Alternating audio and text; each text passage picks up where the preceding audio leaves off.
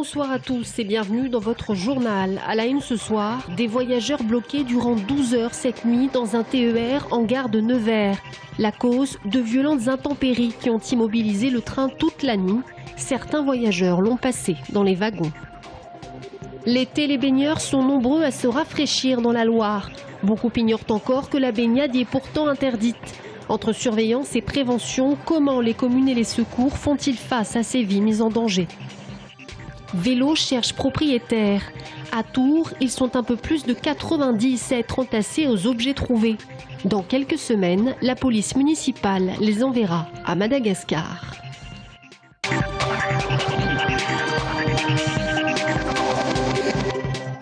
Près de 12 heures bloqués en pleine voie en gare de Nevers. Un TER en provenance de Lyon à destination de Tours a dû être immobilisé à cause des intempéries violentes cette nuit sur 3 départements, entre la Bourgogne et la région centre.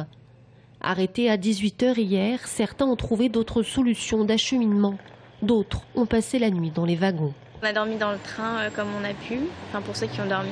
Il y avait des gens qui passaient régulièrement pour nous dire que rien n'avançait, qu'ils n'avaient pas de nouvelles, que les intempéries c'était en fait dans toute la région, qu'il y a eu des gares inondées, une marquise qui s'est effondrée visiblement. Pour la SNCF, immobiliser les TER en pleine intempérie, un impératif pour la sécurité des usagers.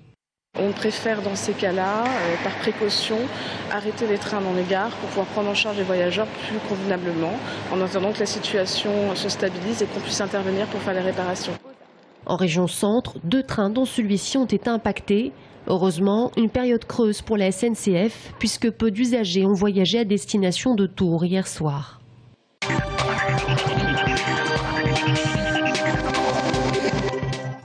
C'est une habitude chaque été sur la Loire, les baigneurs s'y multiplient. Il faut dire qu'avec des plages de sable, de l'eau fraîche et de beaux panoramas, difficile de résister. Et pourtant, s'y baigner reste interdit. Beaucoup ne le savent pas, d'autres font de la résistance. Vous savez que c'est interdit? Oui. Et vous le faites quand même? Eh oui. Parce que moi je suis né en Amboise et je me suis toujours baigné dans la Loire. Et je connais un peu ses risques et ses dangers. J'ai appris à nager derrière les piles du pont à Amboise, donc voilà, c'est pour ça qu'on n'a pas trop peur de la Loire. On nous a dit que c'était assez dangereux, donc on essaie d'éviter. Ouais, ça arrive. Assez régulièrement. Ouais. Tous les jours finalement. Ouais. C'est interdit de se baigner dans la Loire.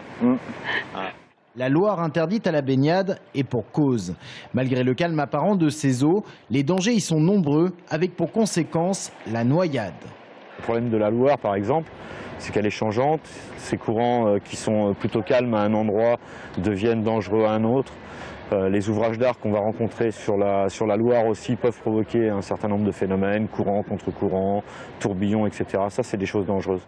Les pompiers interviennent régulièrement sur le fleuve Royal. 32 personnes, rien que pour l'Indre-et-Loire. Et parfois, le drame ne peut être évité. À Amboise l'an passé, un jeune homme est mort noyé, emporté par le courant généré notamment par le pont. Alors sur la commune, on a réagi. Une dizaine de panneaux rappellent l'interdiction. Voilà, il s'agit d'un des panneaux qui ont été installés sur les bords de Loire, à peu près à tous les accès aux plages interdites. Ils sont rédigés à la fois en français et en anglais. À Amboise, un arrêté municipal remplace depuis 2007 l'ancien arrêté préfectoral, car ce sont aux communes que revient désormais le pouvoir de police. Il y a une possibilité d'amende qui est prévue par le code pénal, puisque c'est une infraction à l'arrêté municipal. Mais en l'occurrence, nous n'avons jamais mis en œuvre la sanction. Elle est de combien cette amende? L'amende est de 38 €. Sur la commune d'Amboise, les policiers municipaux font régulièrement des tournées sur les plages. Les baigneurs sont priés de revenir sur sable, de la prévention pour le moment, mais peut-être qu'un jour, l'information laissera place au procès verbal.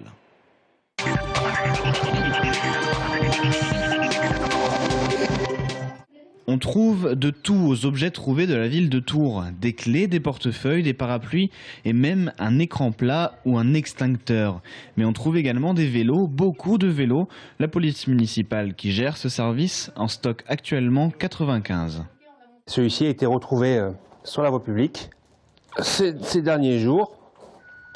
Donc une demande a été faite auprès du commissariat afin de savoir si ce vélo n'avait pas été volé. La réponse a été négative. Donc de ce fait, on a récupéré ce vélo pour le déposer aux objets trouvés en attente d'avoir son propriétaire qui vienne le récupérer. D'autres vélos en revanche ne reverront jamais leur propriétaire.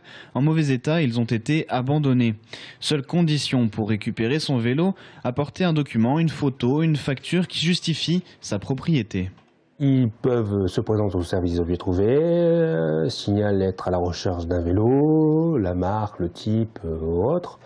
On leur présente un classeur. Ce classeur contient des photos de tous les objets déposés au sein du service. Au bout d'1 an et d'1 jour, les vélos, s'ils ne sont pas réclamés, deviennent la propriété du domaine public. À Tours, ils sont donnés à une association qui les envoie à Madagascar.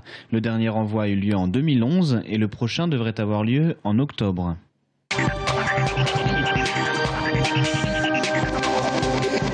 À Montoire, paisible commune du Loir-et-Cher de 5000 habitants, 150 bénévoles s'activent.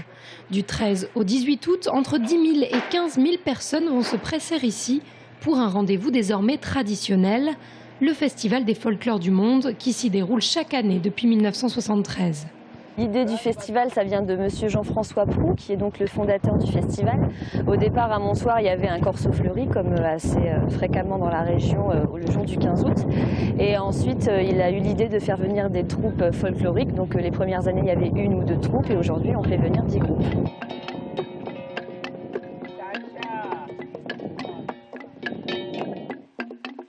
Le numéro des Filipiniana Alumni est bien rodé. Ce n'est pas la première fois que l'archipel fait le déplacement. À l'initiative de Corazon Inigo, 83 ans, est toujours aussi encline à partager le folklore de son pays.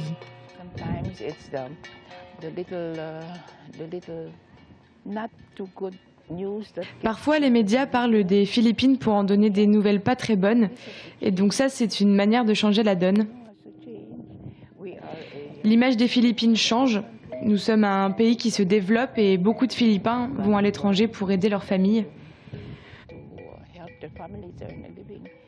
Nous avons des traditions qui ont des siècles et des siècles. Et parce que nous avons été colonisés par l'Ouest, nous avons à la fois des influences de l'Est et de l'Ouest.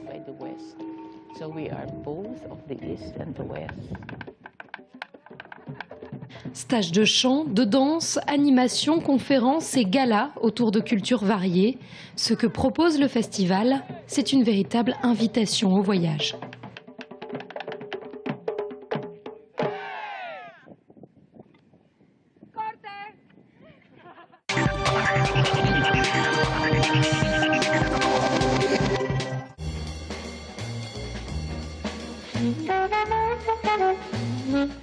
Entre ciel et Loire, Robert Bréjot s'est demandé l'impossible durant sa vie, saisir l'insaisissable, l'horizon.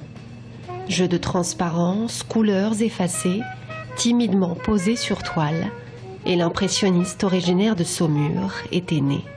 C'était quand même un homme qui passait son temps sur les bords de la Loire à faire des croquis. Donc il y avait son enfance à Saumur. Son père était cavalier à Saumur. Donc un père d'ailleurs qu'il n'aimait pas beaucoup, qui était très autoritaire. Et lui, c'était un enfant très introverti. Et donc il s'est réfugié dans la Loire, sur la Loire, à côté de la Loire. Des carnets de lignes d'horizon au feutre noir, Robert Bréjot a dû en remplir des dizaines. De l'aube au couchant, l'impressionniste humanise le paysage de la Loire. Les arbres deviennent des silhouettes humaines. Bleu, rouge et jaune s'effacent subtilement. Ce glissement de la Loire à la mer est quelque chose qui est très fort, de même que l'idée d'effacement. C'est-à-dire horizon et effacement, ce sont 2 termes qui illustre assez bien, je crois, son travail. Jacques Lemaire était un ami de longue date du peintre. À sa mort, le devoir d'exposer l'œuvre de l'artiste devenait urgent. Il n'y a pas eu reconnaissance de son travail. Donc, si vous voulez, je me suis senti un petit peu responsable de son travail, sachant qu'il avait, avant de disparaître, il avait, je crois, un grand souci de l'avenir de ce travail. Obsessions en couleurs primaires, le rêveur inlassable de la Loire expose jusqu'au 25 août.